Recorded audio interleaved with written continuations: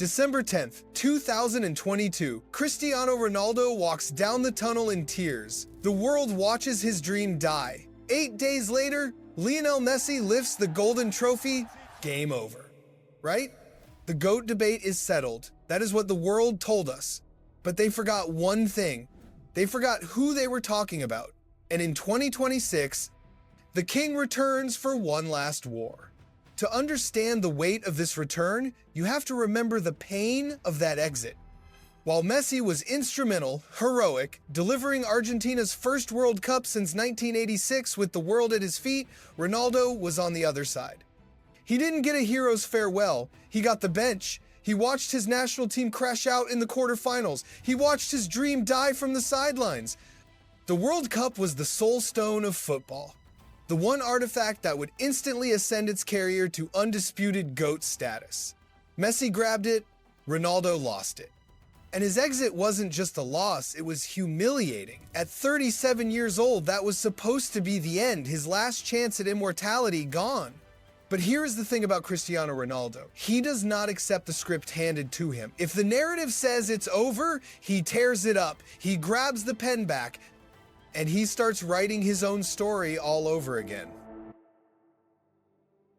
Fast forward to 2026, against all logic, he is here, gearing up for another World Cup, one last war in North America. This will surely be his last chance to finish the story on his own terms, to prove everyone who wrote him off after Qatar wrong, to clinch back the crown he believes rightfully belongs to him alone. But the question hangs in the air, can he actually do it? He is 41 years old, he is no longer playing in Europe. Can Cristiano Ronaldo defy insurmountable odds, lead this Portugal team to glory, and settle the GOAT debate once and for all? Let's find out. To understand the stakes, you have to look back. For the better part of 20 years, the entire footballing world was divided into two halves. One half worshipped Lionel Messi, the others swore allegiance to Cristiano Ronaldo, and you could hardly blame them. Since 2008, there was barely any other player who even came close to their oxygen. Between 2008 and 2021, with the exception of Luka Modric, no human being other than these two touched the Ballon d'Or. They shared the stage every year. They matched each other's goal contributions, they matched the trophies. Messi was slightly more decorated, sure, but there was one trophy that eluded them both, the World Cup, the ultimate prize. The one achievement that turns greats into legends. Pele, Maradona, Zidane, Ronaldo, Nazario. They were great players, but bringing World Cup glory to their nations, that made them immortal. So when Messi finally lifted that trophy in Qatar, there was little left to debate. The question that divided the world had been answered. Everyone accepted 2022 as Messi's coronation. Everyone except Cristiano Ronaldo. See, the GOAT debate was never actually a debate for Ronaldo. In his mind, there is no doubt he is the greatest of all time. The heartbreak of Qatar, it did very little to shake that confidence. If anything, it fueled the fire. Now, 3 years later, nearly 41 and well past the retirement age of every other professional, his eyes are set firmly on 2026.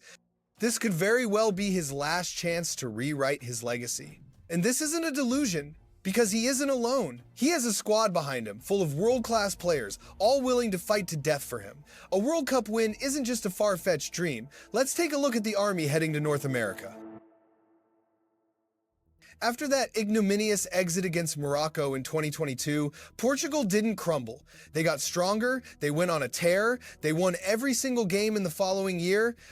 Despite another heartbreaking quarterfinal exit in Euro 2024 against France, they kept pushing.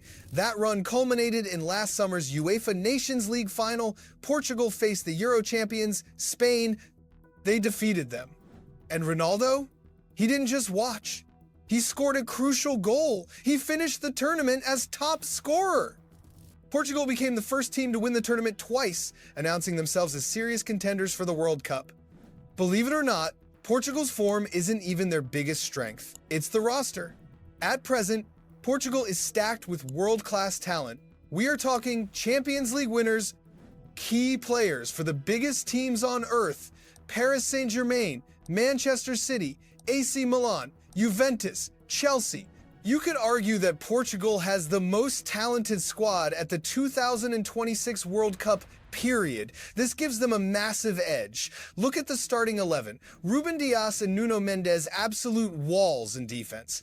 A midfield dripping with class, João Neves, Vitinha, Bruno Fernandes, and Bernardo Silva. An attack led by Rafael Leao and Cristiano himself. These aren't just names, they are established as some of the greatest active players in the world right now. With creators like Bruno Fernandes and Bernardo Silva feeding him precision passes and Leao stretching defenses wide, Ronaldo won't need to run 90 minutes. He just needs to be in the box for that one split second. Even the bench is elite. Goalkeeper Diogo Costa, young defenders like Antonio Silva and Goncalo Inacio, Chelsea's Pedro Neto, midfield generals like Ruben Neves, João Palhinha, and Matheus Nunes. They are performing at elite levels. They could slot into any major team.